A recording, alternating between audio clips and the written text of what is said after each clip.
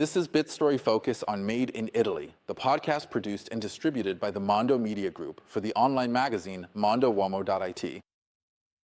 The title of the podcast says it all, Made in Italy. Made in Italy can mean everything, and sometimes even nothing, but today we're in the realm of absolute everything. At the table of breathing stories, we have the opportunity to tell 8 generations of Neapolitan Sartorial total look and the famous sevenfold tie. Today, I have the honor of having stories and inspirations at the table with us. Ugo Cilento. Ugo, welcome. Hello, everyone. Maison Cilento, 8 generations, as well as one of the centenary companies of our region. Just these days, the 25th anniversary of the Association of Centenarians was celebrated. The Neapolitan tailoring tradition in general, the Neapolitan look is all around the world. We're talking about sartorial art, a part of Europe. In the first edition, we had the opportunity to talk about it. There was even a brotherhood of tailors. We're talking about the 18th century. You represent 8 generations of the Cilento brand. But beyond your role, you represent something more. In Confindustria and in the Centenary Association, you represent a brand that is the total look, the classic Neapolitan suit. Make us fall in love with this Cilento brand. We ask this of all the stories that represent a family tradition like yours. Cilento was founded, as you said, 250 years ago. It's an endless story. We're clearly talking about an Italy that was still divided, a world where we worked and were industrialists even during the height of the Kingdom of the Two Sicilies. It's a company that has maintained a continuity unmatched by many European stories. Also because, as we've said, it has been carried on by the same family. Why talk about a historic brand? Sometimes it's not necessarily carried on by the same family. In my case, as you mentioned, and I thank you, it's 8 generations of excellence. What can I say? When we talk about companies that last over 100 to 150 years, which is often almost the maximum limit that family businesses can typically endure, reaching 250 years is truly a unique case. The secrets, let's start with the secrets. There are, in any case, certain factors that can allow a company to last for so many years. One is definitely a consistent family asset, always sometimes putting aside the feelings and jealousies that can arise within the family. When there is a generational change, there must be the great ability, the great superiority, the great culture to let the company be carried forward by the family member who truly loves it, by the one who is best suited for it, and not, as a matter of principle, risk destroying it or weakening it just to avoid passing the scepter to the most suitable person or the most capable entrepreneur in the family to lead it forward. And then that touch of luck that in life unites us all. Today we have arrived. We are in 2025. Fashion, one can start talking about fashion, accelerated from 1880 to 1910. Before that, there was an asset, as with all companies, that last over 150 years, 140 years. We were born in the textile world, which was the raw material. In fact, we were also textile industrialists. Since then, a company's great ability has been crucial. Earlier, we were talking about the association, of which I am president, the centenarians. Well, I am almost tricentennial, because actually, it's 2.5 centuries. There must be a great ability to adapt, or at least to remain consistent with the times. Because if we think that today the world changes in a year, 5 years, 10 years, just imagine when you go beyond 100 or 150 years. These are completely different worlds. So there must be the ability, the consistency on the part of the chosen one to remain coherent according to the rules of the market. But be careful, because this is also the most difficult part in my field, staying consistent, but not always just looking for the easiest path. It's easier, but the path. The important entrepreneurial path is the one that remains consistent with elegance, style, and tradition, because sometimes the simplest business is not really about style, elegance, and tradition. This is poetry. Keep in mind that in the Kingdom of Sicily, the Bourbon army also, as an efficient army in the field of war and everything, it was considered the most elegant army in the world, and even surpassed France. It was a bit of an antagonist, but besides being elegant, it was also functional. Now, why am I telling you this? Because tailoring, like so many other fields, such as aeronautics, automotive, sometimes the most important innovations are born from use, from conflicts. The fit of the Neapolitan jacket, with all its characteristics, like the close-fitting armhole and so on, comes from the experience of the Bourbon army. When you have to shoot, the first movement you make is with the forearm, which shifts position. If there's any delay in that movement, obviously you shoot less. And so as a result, it's all an evolution that originated from the Bourbon army. Keep in mind another thing. We were suppliers to the Royal Bourbon Army and provided them with fabrics. These fabrics were produced in Abruzzo, specifically in Polina. Today, Polina is a cheerful town in Abruzzo that no longer has an industrial profile. But during the height of the Kingdom of the Two Sicilies, there were skilled and important families who produced these cloths. Cloth, which today we might consider an extremely generic term, but in reality, to better understand what we're talking about, we're referring to things like the cloth used for the Tabato, the cloth for the Odensili. These were the fabrics used to supply the Bourbon army, and in the Cilento archive. Another one is under the supervision of the Campania Archival Authority, because it's been preserved and is particularly important. It also contains samples, letters, and all the records of the buying and selling of these fabrics to the Royal Bourbon Army. So the connection is this. Tailoring did not simply emerge out of thin air without a precursor, but is instead an intricate and gradual evolutionary process, starting from the army, driven primarily by the requirements of practical functionality, which then also became a matter of aesthetic style. But it actually originated from the fundamental necessity for enhanced functional utility in movement and the precision of fit. 30 seconds of sponsor time. Because we need to tell this story, and we're going to have it told. From Ugo's own words, the sevenfold tie, which is a point of pride in our tradition. 30 seconds of editor's time. We'll be right back. Being a man today is an art. Style, ambition, experience. Monduomo.it is the magazine for those who live with passion and look beyond. Discover the latest trends, success stories, and exclusive tips to help you stand out. Monduomo.it. Live with style. Read with character.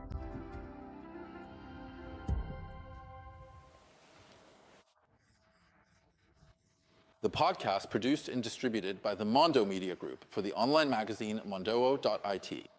On the magazine, we've often talked about Italian style, fashion, and sartorial tradition.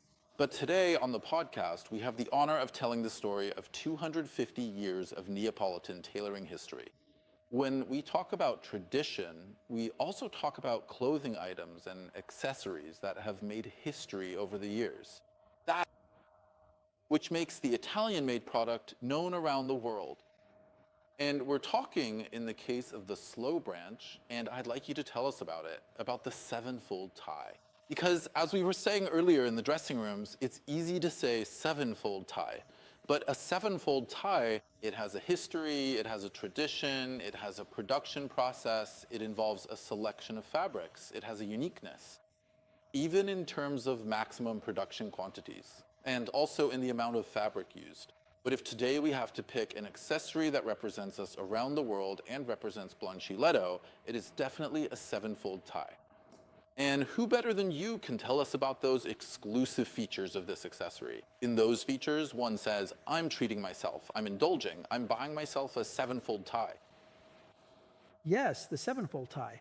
But the story of the tie actually begins with a scarf. So we're talking about the late 19th century. Then there were all the evolutions connected to Paris, to France, to history and everything else. Now, clearly, the sevenfold tie is that milestone that marks the history of the tie.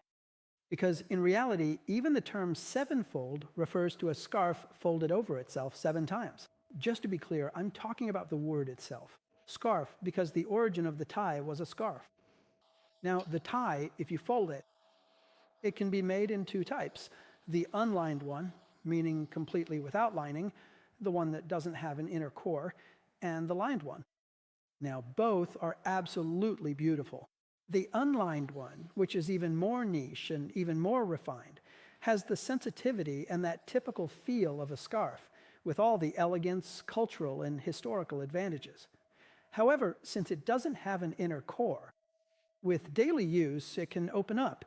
It can lose its crease, which, in my opinion, are quirks, those elegant signs that aren't just for show. Identifier. Man by his work, by what he has done during the day, by his ease. So the tie reflects how it was used throughout the day. The tie, on the other hand, is a lined sevenfold. Having an inner lining, it has a more structured, formal shape. So it doesn't lose its shape, it holds its fold, it keeps its fit, because it has that important wool interlining that gives it throughout the day that ability to return to its original fold. Now, clearly, when we talk about a sevenfold tie, not all sevenfold ties, apart from the name, can be considered excellent, because behind the sevenfold tie, first and foremost, there is style. The pursuit of design, the elegance of combining colors, different styles, tradition. Not all craftsmanship is the same. Talking about handmade, which is clearly a first step toward excellence, but handmade doesn't necessarily mean it's well made. Earlier, we were talking about excellence, about culture, about luxury, but not luxury as in price, luxury as a lifestyle, as elegance, as personal uniqueness. 3 more examples, so there are 4 identical ones in total. So it also helps you understand all the online movements of companies. I have to say, this way of thinking also has business advantages, because in the end, these are choices. They're choices about revenue. I'm not saying that what I say is necessarily right. It's a choice. Each of us can choose what we feel is the right thing to do. It may be advantageous for revenue, but we can't talk about luxury or culture or uniqueness because it's just a tie. Granted, it's also well made, but it's mass produced. It's not unique, it's not alone, it's not a one-of-a-kind piece. There are many accessories tied, for example, to the men's world. I think of all the watches that come out in numbered series, but maybe we're just better at communicating. Unique pieces among watches produced in the limited series, 500 pieces, hurry online to buy it. Because then afterwards, I have to show that it's no longer available. In art, here in Italy, we often talk about art because it also represents us a lot abroad. For example, in the world of sculpture, up to 10 pieces from the same mold are declared unique works. The sevenfold tie, made in such limited numbers, is actually a sartorial sculpture, and as such, should it be communicated for its uniqueness? But without any doubt whatsoever, there must be a deep-seated and unwavering commitment, a sincere and authentic intention from the individuals who are responsible for managing communication to ensure that all of this is thoroughly and completely understood. But it is definitely an art, every object made by hand.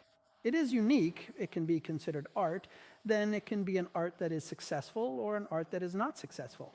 It may be liked or not liked, but in any case, it is the expression of a man or a woman who made that object. So now it comes down to the ability to communicate it in a healthy and intelligent way.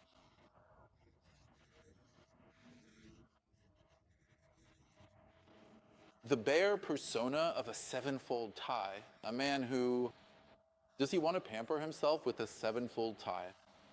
Well, that is certainly a fascinating and complex question, with millions of different possible answers to consider. There isn't a single answer, but It's one person's vision. there is my vision. Now, I'll give an answer, even if it's a bit more general. To consider oneself an elegant man, first and foremost, one must possess a strong personality. A strong personality that can even be flawed, but still a personality of one's own. Unfortunately, today, even with the generational shift, I must say, this process has accelerated enormously. People look for inspiration. And then everyone ends up the same.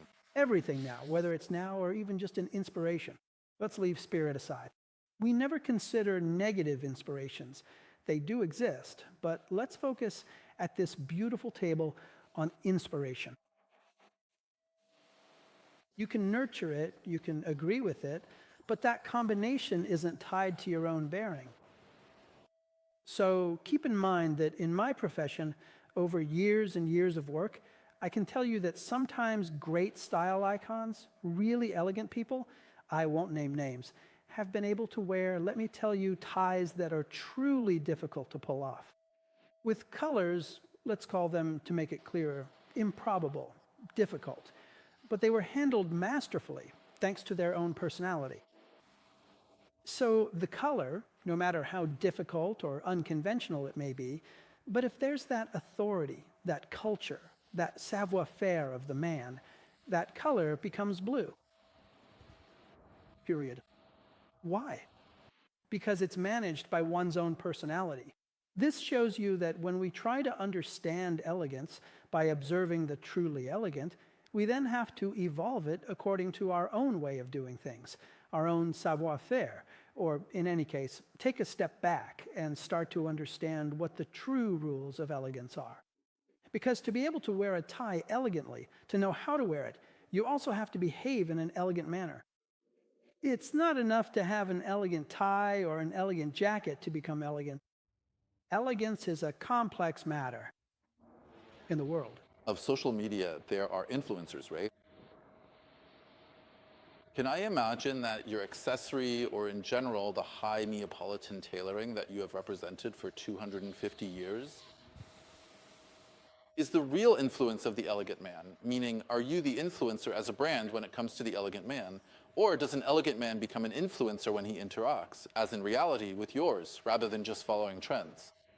You know, the world of influencers is an extremely complex one. Moreover, since I believe it's a profession that was born recently, like all new professions, everyone does it.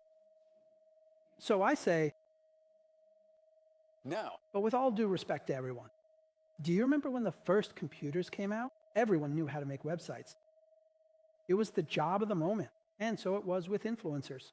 Clearly, there are more consistent influencers, less consistent ones, those who are more skilled and those who are less skilled. There are potential influencers, those closer to Cilento, and incredibly talented influencers who are far from Cilento.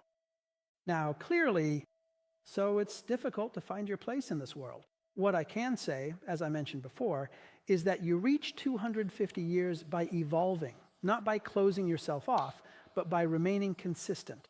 According to the principles of elegance, even the Cilento company is open to social media.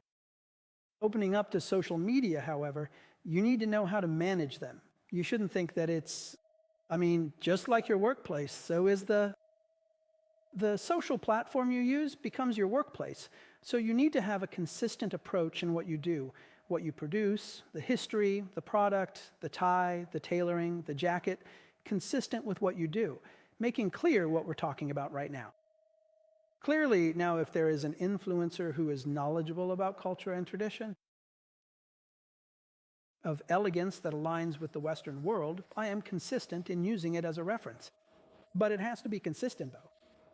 so Ugo, let's leave it at this. With a keyword, the next 250 years of the slow branch will be based on the keyword consistency, meaning respect for tradition, innovation, but being consistent with your own story. Consistency is the first step. And then, as I always say, Cilento, business and business culture. There's a word that comes first. Now we talk about business culture. It's no longer just business. I tell this to my collaborators, to everyone around me in the world of work. And I've started telling my children too, who are 14, Martino and Barrow, consistency is business culture. Business culture is the only thing that allows you to say no when you need to say no, and yes when you need to say yes. Thank you, Ugo. Thank you. At the table of stories and inspirations for Beat Story focus on Made in Italy, the podcast by Gruppo Mondo Media for MondoUomo.it, and Brent Cilento, represented by Ugo Cilento, 8 generations of tailoring history. See you in the next episode. Thank you.